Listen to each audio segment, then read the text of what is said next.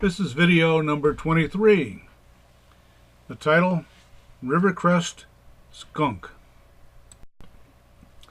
As I was getting ready to type Skunk release with Roy yesterday, 7/24/17, a tornado tore through Nicholson, Fleetville, and East Benton, etc. I heard on my radio that it did not touch down. This is my 8th tornado experience. If it didn't touch down, it was pretty dang close. All the roads between East Benton and Fleetville are closed, and PP&L sent text alert at 11 a.m. that a major problem developed, and time of power restoration is unknown. I'm in the middle of that area. I ran my generator this morning to charge up my portable charging pack, phone, and laptop, along with using the microwave to heat some chicken soup. Of course, I have extensions to the fridge and freezers, so they got replenished as well. So I'm going to tell the tale of the skunk Roy and I came face to face with. Off Route 92 South, just before the entrance to Rivercrest and the Tunkhannock Township building, there was a small trailer group on the easterly side of the hill. Wedge cuts were made to create flat areas in the side hill for the placement of the trailers. The side hill is pretty steep.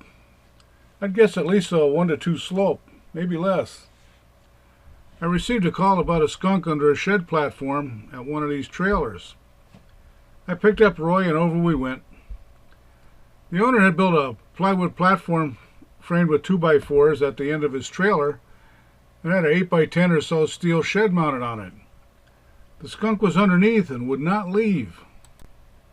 The platform came right out to the slope of the bank and was only about 4 inches off the ground. Roy and I had to lay on the slope to look under the platform.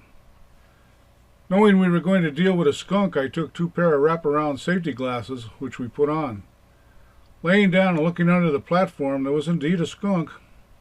Being the platform was so low to the ground, the skunk could not raise up and squirt, thank goodness. At first, we couldn't figure out why it wouldn't run off. The dirt was heavily churned up. As we observed, the skunk shuffled around, and out of the loose dirt popped a leg hole trap. Now we knew.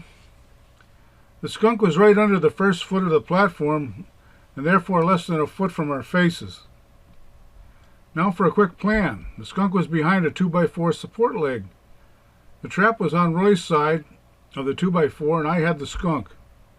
I found a stick. The plan was that I would hold the skunk in place, and Roy would remove the trap. The skunk moved closer to me, now about 3 or 4 inches away from my face. I was able to put the stick between it and the trap and hold it down. Roy crawled closer and reached in and got the trap off. Now I get to release this skunk that is now free to go anywhere his little heart desires. Oh, please, Mr. Skunk, go the other way and be nice. I slid backwards as far as I could and released the pressure on the skunk. He picked up a little, spun around, and zipped out the opposite side of the platform. When I stood up, I found my stomach ready to flip. I took a few short breaths and calmed down a little bit. We knocked on the owner's door and handed the trap to him. He said it wasn't his. He didn't have any idea where it came from. So I kept it for possible critter use that I may have in the future. The reason I got so uptight being nose to nose with that skunk was because I was thinking about my friend Carl's experience that I witnessed back in high school. Carl and his brother Jimmy and I were best friends in high school. Jim and I played guitar and Carl played banjo. We had friends that played drums, fiddle, mandolin, and flute. We got together a lot and played bluegrass. Well, at their house one night, I asked Carl how Sam was doing. Sam was Carl's pet skunk. Carl kept him in a rabbit hutch. If you don't know, most rabbit hutches are elevated on legs. Sam's hutch had legs that brought the compartment to about eye level. Carl had forgotten to feed Sam. We went out with a little bowl of food and a flashlight. I held the flashlight while Carl opened the pen door to feed Sam. Apparently, Sam was sleeping and we startled him. Carl took a full blast right in the face and down his front. He was instantly blinded. I guided him over to a chair by the porch. We poured water on his face, trying to clear his eyes. In the meantime, his mom wouldn't let him back in the house. It was really bad.